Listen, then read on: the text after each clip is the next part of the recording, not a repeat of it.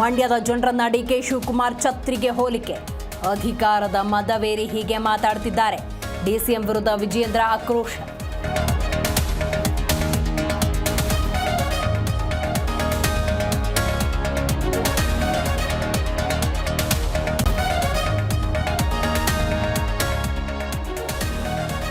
ಕಳ್ಳನ ಮಗ ಸುಳ್ಳನ ಮಗ ಅಂತಾರೆ.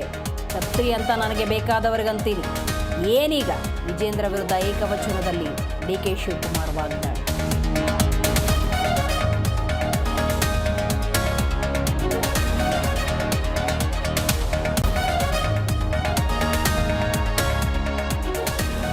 ರಾಜ್ಯದ ಜನರಿಗೆ ಸರ್ಕಾರದ ಮತ್ತೊಂದು ಶಾಕ್.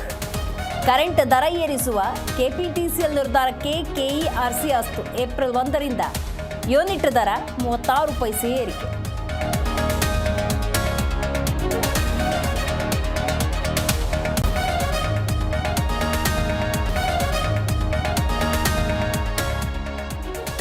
Sunita Butch ರಿಹ್ಯಾಬಿಲಿಟೇಷನ್ಗೆ shift. ಗಗನಯಾನಿಗಳ ಆರೋಗ್ಯದ ಬಗ್ಗೆ ತೀವ್ರ ನಿಗಾ. 45 ದಿನಗಳ ಕಾಲ ವೈದ್ಯರಿಂದ ಆರೈಕೆ.